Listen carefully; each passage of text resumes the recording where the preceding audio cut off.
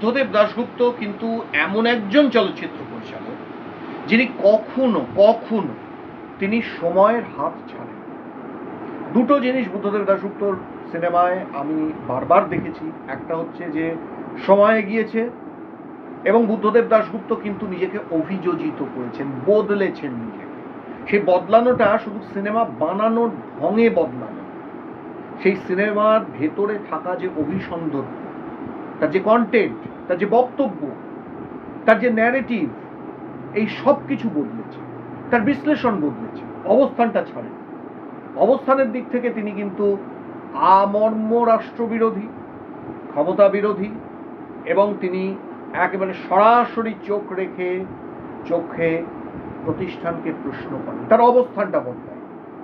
কিন্তু যেহেতু সময় বদলেছে, প্রজন্ম বদলেছে, আমাদের পরিপার্শ্ব বদলেছে, ফলে তার ন্যারেটিভ, তার কন্টেন্টগুলো বদলে গেছে। আমরা যদি তার জার্নিটাকে দেখি, আমরা দেখতে পাবো যে কখনো তিনি কিন্তু শুধু একটা গল্প বলছেন কি নিছক একটা সমাধান, একটা আপ্তবাক্যের মতো বলে যাচ্ছেন বা নৈরাশ্যে ডুবে যাচ্ছেন, এর কোনোটাই হচ্ছে না। বরং তিনি অর্থনীতির অধ্যাপক ছিলেন। আমার তো তার সিনেমা দেখতে বসেও মনে হয় যে আমি একজন অধ্যাপককে দেখছি, একজন অর্থনীতির, একজন সমাজতত্ত্বের অধ্যাপককে দেখছি, যে যিনি আমাদের সমাজের অনেকগুলো লেয়ারকে নিয়ে কাজ করছেন, তার খোসাগুলো ছাড়াচ্ছেন, তার পরতগুলোকে বারবার আবিষ্কার করছেন, বারবার আবিষ্কার করছেন।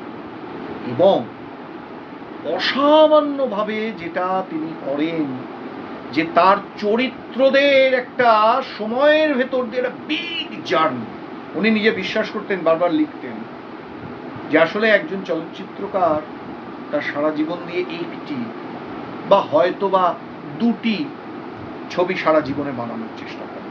সেটাই তিনি বারবার করেন। আমি ওনাকে একবার জিজ্ঞেস করেছিলাম যে আচ্ছা, আপনি কি কোনো ছবি বা আপনার পুরনো ছবি দেখতে গিয়ে রিমেক করতে চান?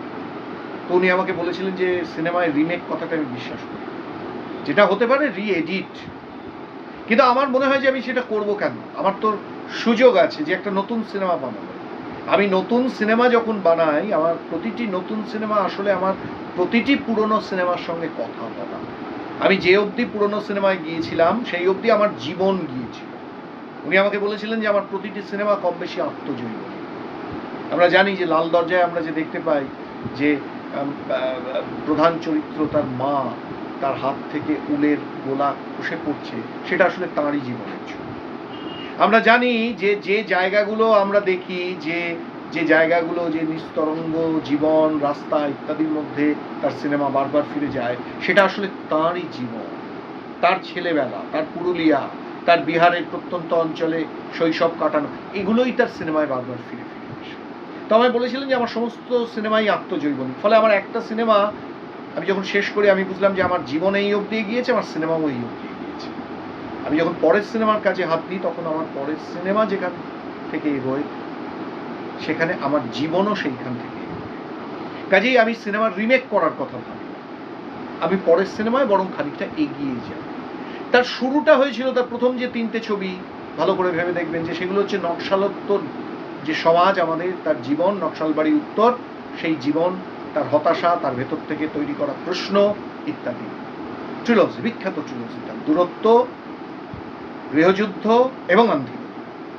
কিন্তু তারপরেই আমরা দেখলাম যে বাঘ বাহাদুর, তাহাদের কথা, এই চ্যাপ্টারটা, ফেরা, এই চ্যাপ্টারটা যখন তিনি ঢুকলেন, তার কোথাও একটা মনে হলো যে আসলে আমি যখন এই 8-এর দশকের মাঝখান থেকে শেষ অবধি ঢুকেছি, এইখানে আমার এক ধরনের রেজিমেন্টেশন, আমি একটা শক্ত লড়াই লড়বো, কারণ বিশ্বায়ন আসছে। নকশালবাড়ির স্বপ্ন এখন ইতিহাস। এখন আমার সামনে প্রধান কাজ যে মানুষের মতাদর্শের ক্ষেত্রে যে লড়াইটা আসছে, সমাজতন্ত্রের শিবির ভাঙতে চলেছে, বিষ ভেঙে গেছে, বিশ্বায়ন ঢুকে পড়েছে প্রবল গতিতে। এটাকে রেজিস্ট করা, মানুষ তার মতাদর্শের জায়গায় যেন শক্ত পায়ে দাঁড়িয়ে থাকে, সেখান থেকে তিনি বানাচ্ছেন ফেরা, বাঘবাহাদুর, তাহাদের কথা পরপর বানাচ্ছেন। এতটা রেজিমেন্টের ছবি বুদ্ধদেব দাশগুপ্ত কিন্তু তার সারা জীবনে আর কোনো ফেজে বানানো, কারণ তার সময়টা হইল। এবং এরপরে আমরা দেখছি যে যখন তিনি উত্তরা বানাচ্ছেন, মন্দমের উপাখ্যান বানাচ্ছেন, তিনি দেখতে পাচ্ছেন যে আস্তে আস্তে ধসে গেল এবং মানুষের হেরে যাওয়াগুলো নগরে অনেক প্রকট। ফলে উনি আমাকে সাক্ষাৎকারে বলেছিলেন যে আমি এবার নগর ছাড়িয়ে একটু অন্যদিকে যাব, পাড়ি দেব, এবং ভারতবর্ষের একটা ক্ষুদ্র প্রতিরূপ তৈরি করছেন তিনি। আমরা দেখতে পাই উত্তরাতে যে গ্রামটা আসে, যে অঞ্চলটা আসে, আমরা দেখতে পাই মন্দমের উপাখ্যানেও সেই খোলা প্রান্তর, যেটা এরপর ক্রমাগত বুদ্ধদেব দাশগুপ্তর ছবিতে আসতে থাকবে, সেটা আসলে যেন ভারতবর্ষের একটা প্রতিরূপ হয়ে যাবে। মানুষগুলো ছিন্ন বিচ্ছিন্ন প্রান্তর, তার ভেতরে কিছু মানুষ লড়ছে, কিছু মানুষ রক্তাক্ত করছে অন্য মানুষকে, কিছু মানুষ ভণ্ডামি করছে। আমরা আমাদের সেই যে সময়টা, যে সময়ের ভেতর মনে করে দেখুন বিজেপি আসছে ভারতবর্ষে, প্রথম হিন্দু মৌলবাদ তার দাঁত নোখ নিয়ে, তার সমস্ত ফ্যাসিবাদ নিয়ে ঢুকছে, এবং বুদ্ধদেব দাশগুপ্ত উত্তরা মন্দমের উপাখ্যানে সেই ফ্যাসিবাদের গল্পটাকে বলতে শুরু করছে।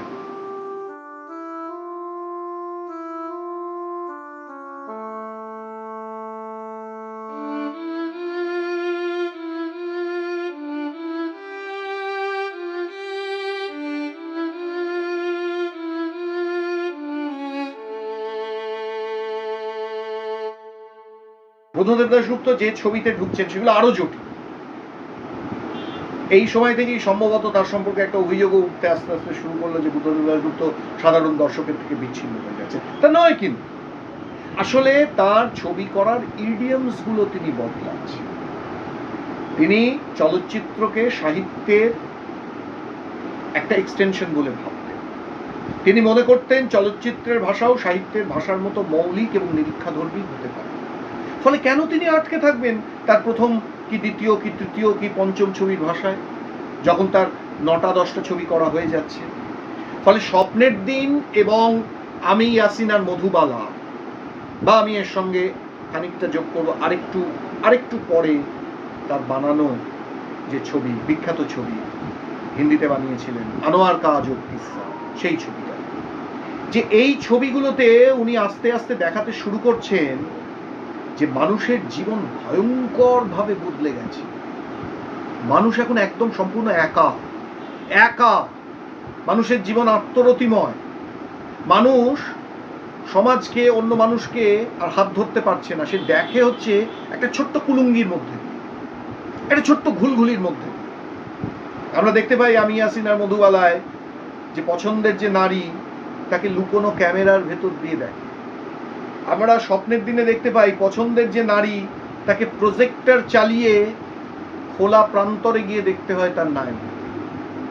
আমরা দেখতে পাই আনোয়ার কা আজব কিস্সায় একজন শখের গোয়েন্দা, সে তার প্রতিটি তদন্ত করতে করতে তার পছন্দের নারীর একটা প্রতিরূপ সেই তদন্তের ভেতর আসা নারীদের মুখে বসিয়ে দিয়ে দেখে। এই যে ক্রমাগত একটা মরফোলজিক্যাল জীবনে আমরা ঢুকে যাই, ক্রমাগত আমরা অভ্যস্ত হয়ে উঠি জাল ছবিতে, ক্রমাগত আমরা অভ্যস্ত হয়ে উঠি নিজেদেরকে গোপন রাখায়, এবং ক্রমাগত মানুষকে ব্ল্যাকমেল করতে শুরু। আমাদের সমাজটা হয়ে ওঠে অসংখ্য ছোট বড় ব্ল্যাকমেলের সমষ্টি। আমাদের রাজনীতির ভেতর ব্ল্যাকমেল ঢুকে পড়ে, আমাদের ভালোবাসা প্রেমের ভেতর ব্ল্যাকমেল ঢুকে পড়ে, আমাদের বাজার করার ভেতর ব্ল্যাকমেল ঢুকে পড়ে। ওই বুদ্ধদেব দাশগুপ্ত তার কবিতায় যেরকম করতেন না, যে চামচ সেখান থেকে কবিতা বেরিয়ে আসে, আলমারি তার ভেতর থেকে কবিতা বেরিয়ে আসে, ছাতা তার ভেতর থেকে কবিতা বেরিয়ে আসে, সেরকম আমরা দুঃস্বপ্নের কথা বলছিলাম যে বুদ্ধদেব দাশগুপ্তর কবিতার মতো সিনেমাও এই পর্বে হয়ে ওঠে দুঃস্বপ্নের মতো। অসংখ্য ব্ল্যাকমেল বেরিয়ে আসতে থাকে। আমি হিচককের কথা বলেছিলাম খানিকটা, আমার কোথাও একটা মনে হয় এটা বুদ্ধদেব দাশগুপ্ত কখনো বলেননি, আমিও এই প্রশ্নটা তার জীবদ্দশায় তাকে করে উঠতে পারিনি। তিনি চলে যাওয়ার পর এটা আমার আফসোস হয়েছে, যে আমার মনে হয়েছে যে কোথাও বুদ্ধদেব দাশগুপ্তর এই পর্বের সিনেমার ভেতর হিচকক ঢুকে পড়েছেন খানিকটা অন্য মাত্রিক। সিনেমা নিয়ে যারা গবেষণা করে, এত তো এখন সব স্কুলিং হয়েছে, নানা রকম সিনে ইনস্টিটিউট হয়েছে, বিশ্ববিদ্যালয় হয়েছে, সেখানে সব গবেষণা হয়। আমি অবিলম্বে দাবি করব যে বুদ্ধদেব দাশগুপ্ত সেখানে গবেষণার প্রধানতম এবং প্রয়োজনীয়তম বিষয় হিসাবে ঘোষিত। এটা বাঙালি সিনে সমাজের দাবি এই সমস্ত বিশ্ববিদ্যালয় এবং এই সমস্ত সিনে স্কুলগুলোর কাছে, যে বুদ্ধদেব দাশগুপ্তর সিনেমার নতুন নতুন ইডিয়ামগুলোকে খোঁজা হোক, এবং তার শেষ যে দুটো সিনেমা সেখানে আমি কিন্তু দেখেছি যে বুদ্ধদেব দাশগুপ্তর শরীর আবার কঠিন হয়ে উঠছে।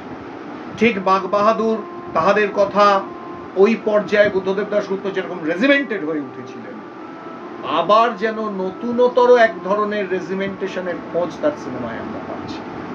আমরা দেখতে পাই যে টোপের শেষে থালা বাজাতে থাকে প্রতিবাদী মানুষের, তারা আক্রমণ করে প্রাসাদ, প্রাক্তন রাজার প্রাসাদ, আমাদের দেশের যে ক্ষমতাতন্ত্র, আমাদের দেশে এই মুহূর্তে ক্ষমতার যে বহিঃপ্রকাশ, যে দল ক্ষমতায়, প্রধানত রাষ্ট্র ক্ষমতায়, তা তো ওই রকমই একটা সামন্ততান্ত্রিক শক্তি। সামন্ততন্ত্রের বিরুদ্ধে অভিযান শুরু হয় টোপের শেষে। আমরা দেখতে পাই যে অতল জলরাশির মধ্যে ছুঁড়ে ফেলে দেওয়া হয়েছে রাজার রাজতন্ত্রের ছবি এবং সিংহাসন। প্রত্যক্ষ বিদ্রোহের ইঙ্গিত দেন বুদ্ধদেব দাশগুপ্ত। আমরা উড়োজাহাজের শেষে দেখি যে সরাসরি যে ছবিটা একটা মানুষের ব্যক্তিগত স্বপ্ন দিয়ে শুরু হয়, ব্যক্তিগত খোঁজা দিয়ে শুরু হয়, সেই ছবিটা শেষ হয় কিন্তু রাষ্ট্রের ভয়ঙ্কর নিষ্পেষণ, যে সেই স্বপ্ন দেখাটাকে ধ্বংস করে দিতে চাইছে রাষ্ট্র। একটা বুলেট ছুটে আসে। এত প্রত্যক্ষত রাষ্ট্রীয় নিষ্পেষণ বুদ্ধদেব দাশগুপ্তর সেই দূরত্বের পরে আমরা দেখিনি। দূরত্বে আমরা দেখেছিলাম যে তার নায়ক দৌড়চ্ছে আর পেছনে উদ্যত রাইফেল। আমরা দূরত্বকেই অন্য মাত্রায় খুঁজে পাই উড়োজাহাজে, একটা বৃত্ত যেন সম্পন্ন। এটা আমার কাছে খুব খুব মজার এবং ইন্টারেস্টিং একটা বিষয় মনে হয়েছে যে বুদ্ধদেব দাশগুপ্ত কি জানতেন যে এটাই তার শেষ ছবি? তা না হলে দূরত্বে ওই যে প্রদীপ মুখার্জি, ওই যে মন্দারের দৌড়, যেখান থেকে দূরত্ব শুরু হয়েছিল, দূরত্বে বারবার ঘুরে এসেছিল, আন্ধিগলিতে ফিরে এসেছিল, সেটা তার প্রথম দিকের ছবিতে, সেই দৌড়টা আবার যেন ফিরে এলো আমরা দেখি উড়োজাহাজে। বুদ্ধদেব কি জানতেন? সত্যজিৎ তার শেষ ছবিতে যেভাবে প্রান্তিক সংস্কৃতিকে বারবার তুলে এনেছিলেন তার আগন্তুকে, বলেছিলেন যে ওইখানে মানুষের শেষ সভ্যতা লেখা আছে, বুদ্ধদেবও উড়োজাহাজে সেইটা করে আমরা দেখতে পাই।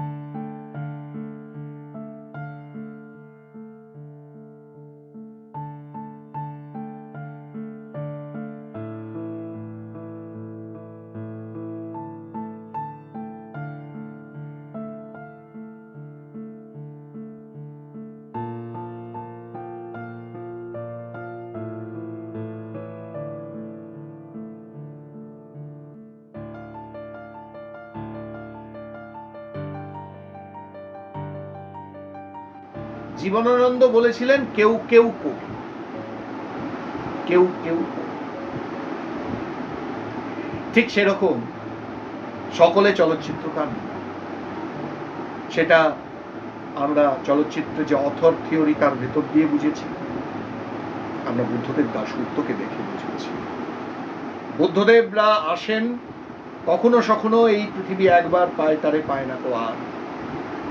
ফলে তিনি সেই বিরল কেউ কেউ চলচ্চিত্রকারদের একজন, হয়তোবা বিরলতম কেউ কেউ চলচ্চিত্রকার কবি, বা কেউ কেউ কবি চলচ্চিত্রকার। বুদ্ধদেব দাশগুপ্ত তেমনই একজন।